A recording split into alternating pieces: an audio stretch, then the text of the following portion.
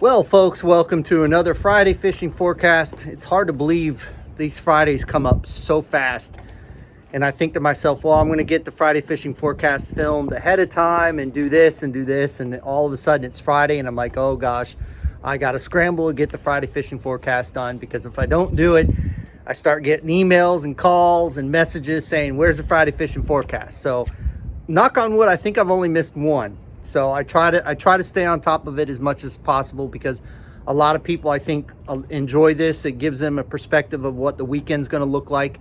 And that's why I do what I do, is I want to be able to help people get on the water, be out there safely, get on fish, catch fish. So that's why we do the Friday fishing forecast.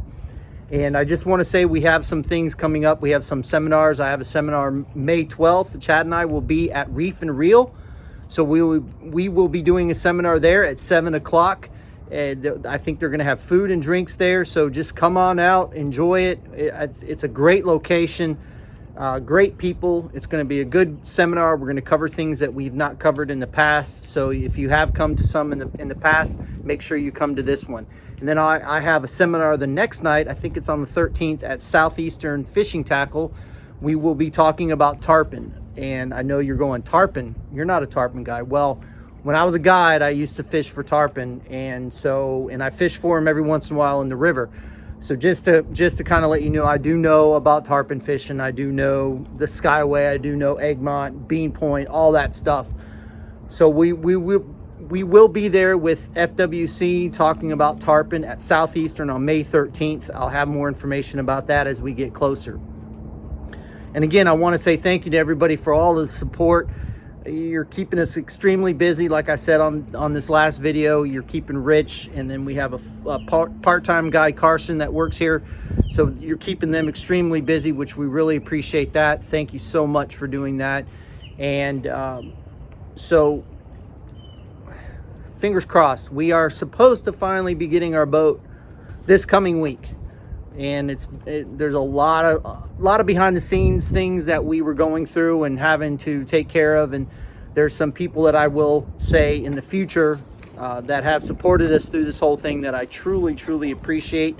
And it's amazing the people that stand behind you, and we'll get into that later. But hopefully on that lift, we will have our new boat next week. That's the plan. So as soon as we do that, we're going to get back into signing up subscriber, or not signing up subscribers, but picking up a subscriber every 1,000 subscribers that we hit on YouTube. We will do a random drawing for somebody to go fishing with us every 1,000 subscribers that we hit. So if you have not subscribed to the website, please do that, because that is where we pick our winners from, is from the subscriptions from the website.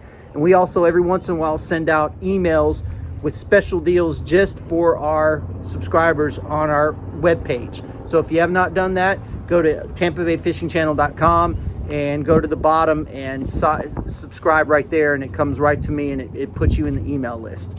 So with all of that being said, let's go ahead and talk about this weekend. This weekend looks like it's going to be sunny like it is in the mornings, and then the afternoon thunderstorms are going to start late in the day, and it looks like it's an east to west pattern. So those storms will be late in the afternoon, and depending on the sea breeze, it looks like on the future radar, it looks like those storms are going to be popping up right on the coast. So that means there's going to be a merge between the west sea breeze and the east sea breeze, and it's going to pop up right on the coast for us. So you might want to keep an eye out for that. So if you're going to plan on going fishing, I would probably say you want to go early morning, mid-afternoon, and then be back by mid to late afternoon before these storms pop up, because sometimes they can get pretty gnarly. So just watch out for that. Let's go ahead and get into the tides and solunars for this weekend. On Saturday, we have a low tide at 7:06 a.m. at a 0.80. Then we have a high tide at 1:19 p.m. at a 2.19. Then we have a low tide at 8:24 p.m. at a negative 0.16. Then on Sunday, we have a low tide at 7:22 a.m. at a 0.96. Then we have a high tide at 1:38 p.m. at a 2.30. Then we have a low tide at 9:03 p.m. at a negative 0.25. So as you can see on those tides, they're going to be dropping out very quick in the afternoons. So you might want to look for a crab flush possibly, but those are really good tides for snook, redfish, tarpon. I know the tarpon are starting to show up. Guys are starting to catch them.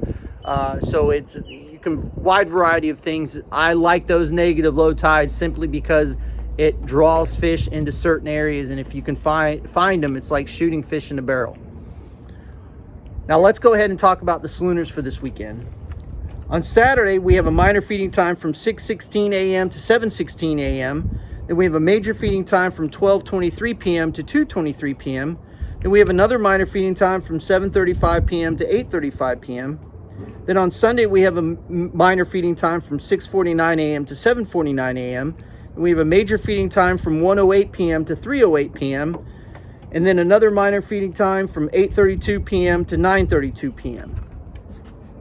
So those are the tides and solunars for this weekend. And the reason why I added those later solunars is simply because that sunset bite. But again, the storms might hamper that sunset bite. I just want to say thank you for all the people that have been sending in photos to us for the top catches of the week. We really appreciate that. I love seeing people send in photographs of the fish that they're catching. Doesn't have to be on our gear. It helps if it's on our gear. We really appreciate that, but it doesn't have to be on our gear, and it doesn't have to be actually species that we particularly target. It's whatever you catch and you're proud of it. Send it to us. If you watch the show, send it to us and we'll put it out there for you. So let's go ahead and get into the top catches for this week.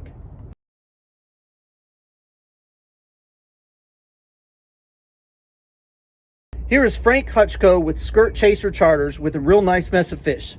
They caught the mangrove snapper on the slackers, then they finished off the day with this very impressive wahoo.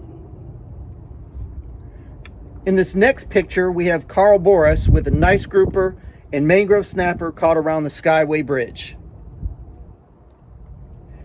Last but not least, here is Jake Wise with Badfish Charters with a real nice snook landed at night from a secluded land fishing spot. Again, folks, thank you so much for the support. We really appreciate it. Thank you for sending in the pictures.